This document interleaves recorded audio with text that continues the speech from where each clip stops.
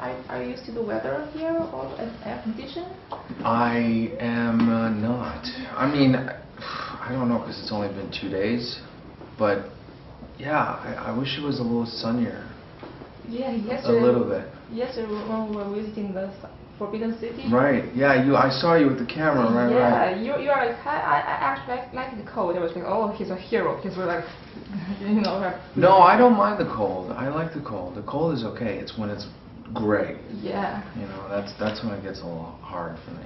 And Forbidden City is pretty beautiful when it's sunny and you know. Oh yeah, during the summer, I'm sure. Yeah. I'm sure it looks really pretty. There's a second chance for it because it's really. Maybe in May. I'll say that as a promise. Okay. Yeah, okay. I hope so.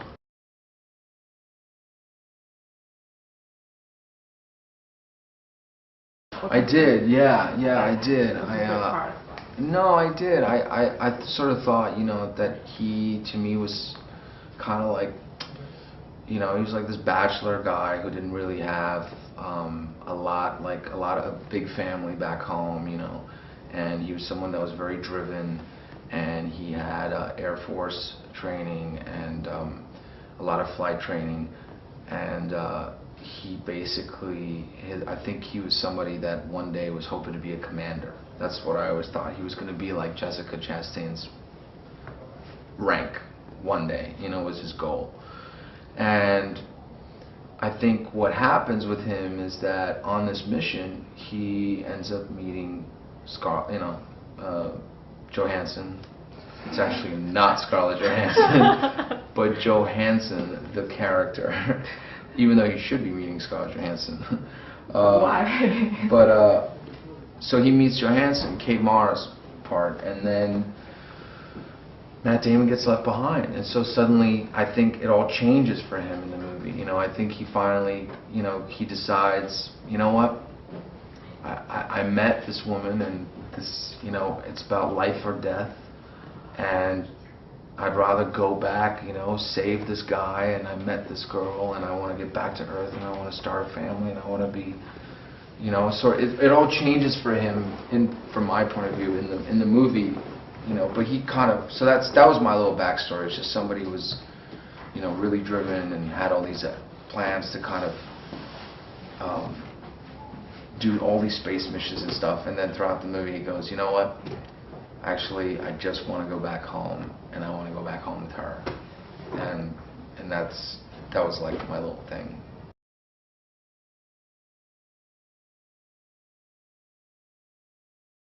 Well, when we were doing the movie, I did a lot of hints, but they didn't make it into the movie. That's another thing. I mean, basically any scene that I was in with Kate Mara's character, I would either look at her a lot, or I would in the first scene actually, there's that moment where she sees the storm, and then I come over and I go by her chair and I look up, just like a real brief moment. And I remember we did that scene, and I even when I put my head down on her head, and I was I was trying to squeeze in all these moments, and I think Ridley was like, no. I'm not gonna. Yeah. We're not gonna. You can't really, and he's right, because the truth is, no two astronauts would have been able to behave that way. You know what I mean, with each other. They couldn't, or otherwise. I mean, otherwise they would have been court-martialed. They would have been. So if something like that really was going on between two astronauts, it would have to be so secretive. And then it makes it this really kind of old school, kind of like high school, mysterious. Sweet. Yeah, I mean, but nobody could know, because otherwise, these guys are monitored all the time. I went to NASA and I actually asked them. I said, when are you not on a camera? When do they not have, when are you not? You don't have a cord on you that says your heartbeat, or your, monitors your pressure, your, and they said each of them have basically this little closet-sized kind of hole where they go and they sleep, and then they can go in there, for 10-15 minutes throughout the day, whatever, and they zip back up, and then that's the only place they have to themselves. you know, and they can't be going in there with somebody, obviously. So a romance would have to be really under the radar. They sleep basically like vampires, you know. They have like this sort of like coffin like space where they go in and they zip the thing back up and then they just kind of float in there like that. Yeah, in space. It's wild. It's crazy. Yeah, it's crazy.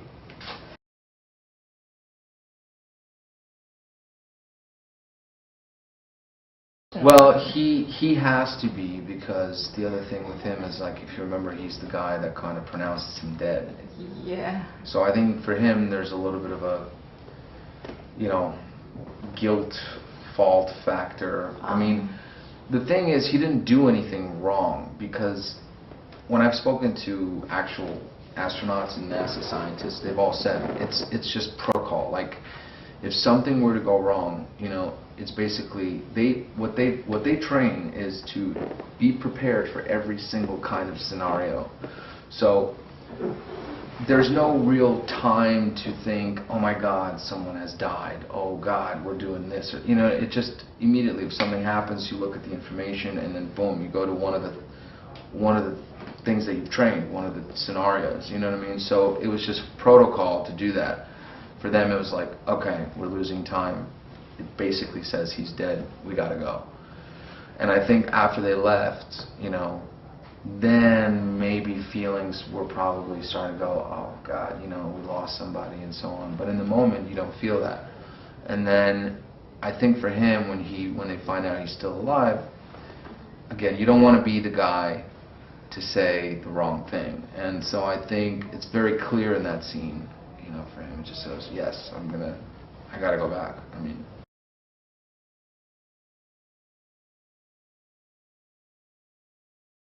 Oh, the suits, yeah. I mean, the suits were crazy, like I said, because they didn't have zippers, or they didn't.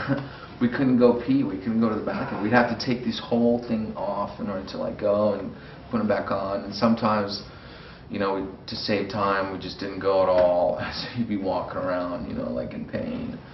And then other times you wouldn't be drinking water, and then you were dehydrated.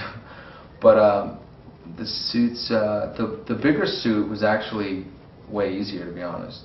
Because then you're kind of like, you were like this giant baby, you know, like they put you on wires, they suspended you up, and then you're just sitting there like, basically people are just pushing you like around, you know, and you're like just twisting, like you can't do anything, you're just waiting.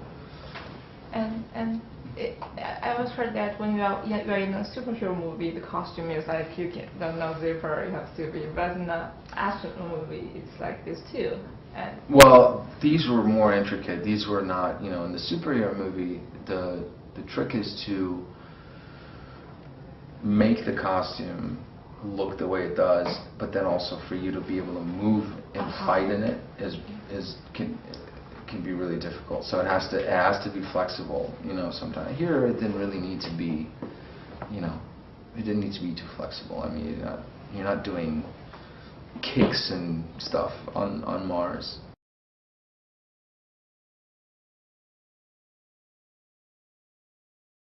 Oh, I see what you mean. The little reference. Yeah. But It's just a reference. yeah, I mean, it had nothing to do with me, that's for sure. It was just that was in the book. I mean, if anything, it just shows you what a popular character Iron Man is now. You know, everyone knows Iron Man. And the reference of jumping onto the moving train, which is Chris Beck said, you know, when he's talking about to catch. Oh, so you're saying for Bucky? Yeah. That's so funny. Yeah. I never even think about that. That's really, yeah. So when you read that in the script, you're like, did you realize that in the first instance or something? No, I didn't even think about it. But I see what you mean. I mean, yeah, it didn't come across my mind, but I guess he was on a moving train.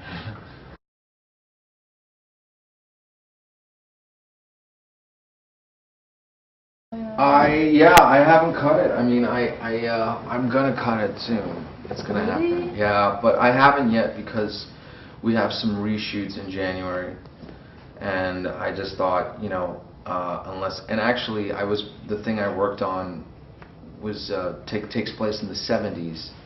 The this last thing I worked on, so the hair still worked.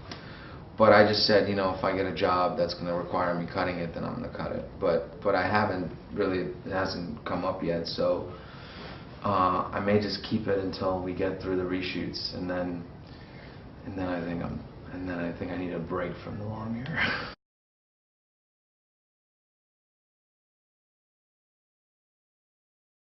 No, I really didn't. It was a great, awesome discovery. But I had no idea. I mean, now that I do.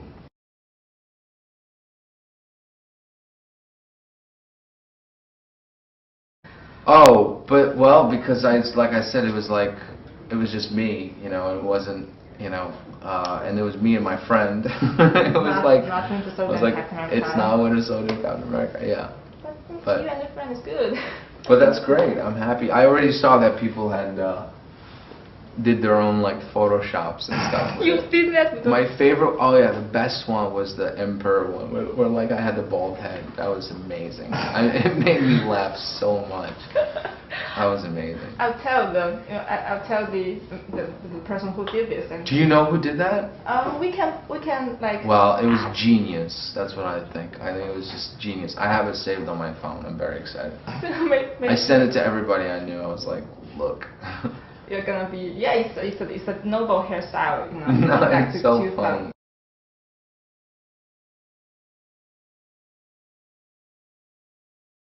I know the grumpy cat. It's yeah, I do. Do you think that you have the similarity? I think you definitely have it. That I had a what? The similarity, you know. The two. Yeah, of course. When I saw the two next to each other, I was like, of course, this looks identical. I mean, you know, it was very tricky to do that eye makeup stuff. Why is the eye makeup? I'm always curious. Because you have to see, the thing is this, in the comic books, he didn't have makeup, but he had an actual, like, he had that Robin, you know, that thing or whatever that's called. Thing. Yeah, and they just didn't want to do that, and they wanted to do like basically what happens. It's like the Navy SEALs, like the Army has it. You know, it's like you kind of like they spray paint their face so they can blend in, and then I think with the mask, you would have had it like spray painted, and then with the goggles, you know, so you don't see when you're in the dark. But I always thought it looked a little funny when we took it because it's so dark, and it's like really dark, and it just stands out. You know, it's like a really upset.